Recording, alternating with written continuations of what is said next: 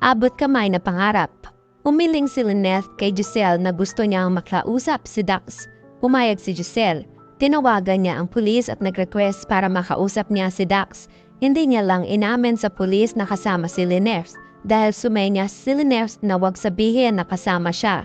Hindi kasi ito magpapakita sa kanila kapag malaman na kasama si Lynette. Pumayag rin si Dax na makipagkita kung si Giselle lang mag-isa at walang ibang taong kasama. Hindi naman nangangako si Giselle kay Lynette na matutuloy ang pakikipagkita nila kay Dax dahil meron siyang aayusing negosyo sa Cebu. Kinabukasan, tumawag si Lynette kay Giselle para sabihin na papunta na siya sa office at sasabay na siya papunta sa restaurant kung saan nila imi-meet up si Dax. Nagsorry naman si Giselle na tuloy pala siya sa Cebu at hindi niya agad nasabihan si Lynette. Hindi na niya masasamahan pa si Lynette. Marami pang problema ang kailangan niyang asikasuhin. Pwede naman nila iurong ang pakikipagkita nila kay Dax sa ibang araw. Pero tumanggi si Lynette. Siya na lang mag-isa ang makikipagkita kay Dax. Nag-aalala naman si Giselle dahil walang kasama si Lynette. Wag na lang siya magpunta mag-isa. Paano kung bumalik ang trauma niya? Pinakampante naman ni Lynette si Giselle. Kaya naman niya ang sarili niya. May kasamang pulis naman si Dax. Sigurado si Lynette na wala namang mangyayari sa kanya. Gusto tawagan ni Giselle si Obeng para samahan si Lynette. Ayaw ni Lynette. Wag nang tawagan ni Giselle si RJ. Okay lang naman siya. Mag-focus na lang si Giselle sa trabaho niya at siya na ang bahala. Tinapos na ni Lynette ang usapan. Sa pagbaba ng telepono ay parang hindi mapakali si Giselle. Nag-aalala siya. Naisip niyang tawagan si Annalyn para samahan ang nanay niya. Hello Annalyn, si Giselle to. May gagawin ka ba ngayon? Sumagot si Annalyn. Naka-off po ako ngayon. Aayain ko nga po si nanay na magbanding muna kami kaso wala siya dito sa East Ridge. Tatawagan ko nga po eh. Nagpatuloy si Giselle. Andito ako sa Cebu, Annalyn. May lakad kasi kami dapat ng nanay mo. Kaso hindi ko agad siya nasabihan na natuloy ako dito. Ika-cancel ko na nga sana ang lakad namin pero desidido na ang nanay mo na ituloy ang alis namin kahit siya na lang mag-isa. Makikipagkita kasi kami sa star witness ni Moira. Nagulat bigla si Annalyn. Ano po? Bakit po siya makikipagkita ng mag-isa? Delikado po yun. Sabi ni Giselle, yun na nga sinabi ko Annalyn. Pero mapilit si nanay mo at ayos lang sa kanya kung mag-isa siya. Kahit pa may mga pulis na kasama si Dax, hindi pa rin ako mapanatag. Kaya pwede ba ako makisuyo na ikaw na lang ang sumama sa nanay mo? Gusto ko lang makasigurado na hindi babalik ang trauma niya para may isang tao lang na magko-comfort sa kanya. Mabilis ang sagot ni Annalyn. Oo naman po Tita Giselle, ako na po ang bahala kay nanay. Hindi ko po siya hahayaang mag-isa lang na makapagkita kay Dax. Ano po pangalan ng restaurant? Mauuna na po ako kasi kapag tawagan ko siya ngayon, sigurado hindi siya papayag na sumama ako.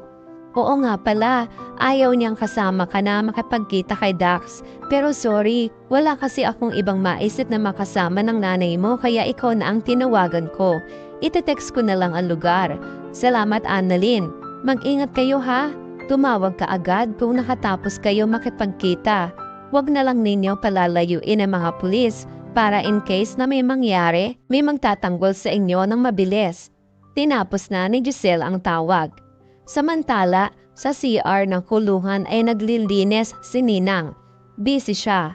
Sinundan siya dito ni Moira para mag-follow up. Palinga-linga muna si Moira baka may makakita sa kanya. Nagkasalubong ang mga paningin nila at nagsenyasan. Ibig sabihin may sasabihin si Moira. Lumapit agad si Ninang kahit hindi pa siya tapos maglinis. Sabi ni Moira, Ninang, kamusta yung pinapagawa ko? Anong balita? Natatawa naman si Ninang. Oo naman. Ang huling usap namin ay ngayon ang tinakdang araw ni... Oo naman.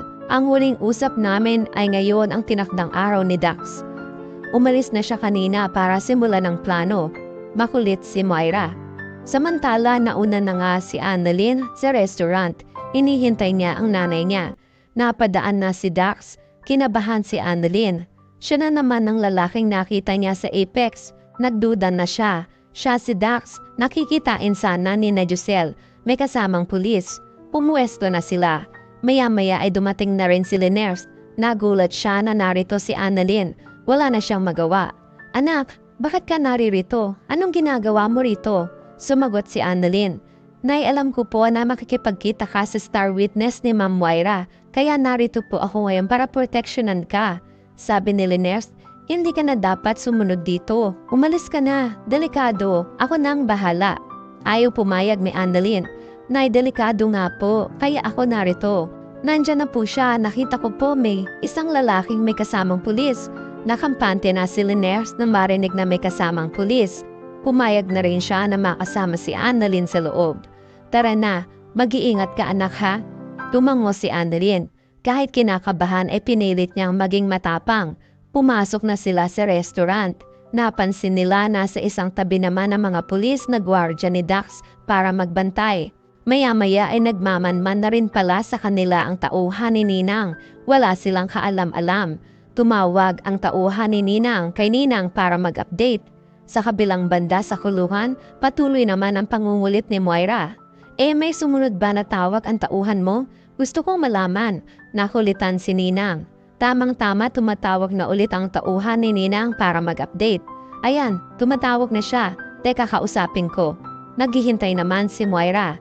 Sabi ng lalaki, "Ninang, andito na ako. Nakita ko na ang prospect. May kinita siyang isang magandang babaeng maputi na parang labanos. May kasama rin isang batang babae. Maganda rin. Parang anak niya dahil pareho silang maganda at maputi. Ako na ang bahala." Nagpaalala si Ninang. "Bata, kapag hindi patay, walang bayad. Alam mo yan, yan ang mga kondisyon ko." Mayabang na sumagot ang lalaki. "Ha? Ako pa ba? Kailan ba ako sumablay? Hindi amateur ang kausap mo, Ninang. Alam na alam ko na ang patakaran mo at hindi ka mabibigo sa akin. Kaya paborito mo ako, di ba?" Sumagot si Ninang. "Sige na, sige. Igihan mo ang trabaho mo para mas marami pang trabaho ang maibigay sa'yo. Wala akong pakialam sa maputing babaeng kausap niya kung madamay. Basta ang importante, mawala na yung star witness na yan." Tinapos na ni Ninang ang usapan nila. Binalikan niya si Moira. "O, narinig mo? Ginawa na ng bata ko at nasa location na siya. Kilala ko yung bata ko na yan. Hindi pa yan pumapalya. May kasama raw na mag-ina, magaganda at mapuputi." Napangiti si Moira. Matutuloy na ang plano niya. May bonus pa dahil nakilala agad niya ang mag-inang maputi. Alam niya agad na sina Annalyn at Linares ang tinutukoy ni Ninang. Maya-maya, nasa restaurant, nauna nga si Dax na makaupo sa meet-up nila ni Giselle. Nagulat siya nang si Linares ang papalapit sa kanya. Kahit na bigla ay mayabang at matapang pa rin siya. Tumayo siya. Pasugod naman ang paglapit ni Linares sa kanya. Kasama niya si Annalyn. Galit na galit si Linares. Nagsalita si Dax. "Anong ginagawa mo dito? Si Giselle dapat ang makikipagkita sa akin na." Galit na galit rin si Linares. "Narito ako para sumbatan ka. Galit na galit ako sa ginawa mo. Tumayo ka ngang star witness para makalaya ka sa krimen na ginawa mo. Kung hindi ka mapaparusahan ng batas, kahit dito man lang makaganti ako sa lahat ng mga kasalanan mo sa akin." Sabay sampal ng malakas sa pisngi ni Dax. Nagulat si Annalyn sa ginawa ng nanay niya. Naglapitan ng mga pulis para awatin sila. Pinahinahon sila ng mga pulis. Kung wala na silang pag-uusapan ay mabuti pang umalis na lang sila.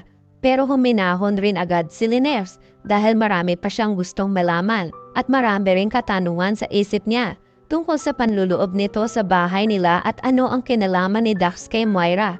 Umupo sila at nakumbinsi rin si Linares na maging mahinahon. Ganon rin si Annalyn. Sa East Ridge naman, sumugod si Zoe kay Carlos dahil sa problema niya kay Dax. Binablackmail siya ni Dax at kailangan na naman niya ang tulong ni Carlos. Nabanggit ni Zoe na kailangan nila i-eliminate si Dax bago pa sila ng daddy niya ang mai-eliminate ni Dax. Nagulat si Carlos. Ayaw niyang gawin ito dahil matutulungan siya ni Dax na hindi makalabas si Moira sa kulungan. Nagpayo siya kay Zoe na wag nang pakialaman si Dax. Siya na ang bahala dito. Hindi na siya guguluhin ni Dax. Nagtataka naman si Zoe pero nagtitiwala siya sa plano ng daddy niya. Pero kahit ganon ay hindi pa rin siya makampante. Maya-maya ay may natanggap siyang tawag. Unknown number. Si Moira pala ito. Nabanggit ni Zoe sa mami niya ang problema niya kay Dax na binablackmail siya nito. Mayabang naman si Moira dahil may plano na siya para kay Dax. Sinabi niya kay Zoe, "Zoe, darling, wag mo na ngang problemahin yan si Dax dahil hindi pa tapos ang araw, mawawala na yan sa mundo. At kapag sinuwerte tayo, pati na rin sina Annalyn at Lynette." Nanlaki na naman ang mga mata ni Zoe. "What? May gagawin ka na naman kina Tita Lynette at Annalyn?" "Mami, baka mas lalo kang hindi makalaya niyan. Nawala nga si Dax pero hindi ka rin naman makakalabas dahil may panibago ka na namang kaso. Huwag mo na sila pakialaman, Mami." Sumagot si Moira, "Well, lakasan na nila ang pagdarasal dahil hindi ko hawak ang isip ng tao kung hindi sila matamaan ng bala." Habang sinasabi yon ni Moira, nagaganap na ang pagtatrabaho ng tauhan ni Ninang. Papalapit na siya kina Dax. Nakita rin naman siya agad ni Dax. Nanlaki ang mga mata nito at unti-unting tumatayo. Halata ang takot sa mukha niya. Napansin na Lynette at Annalyn ang kinikilos at reaksyon ni Dax. Napalingon sila hanggang ginawa na nga ng lalaki ang paputukan si Dax. Nagulat ang mag-ina at mapapadapa.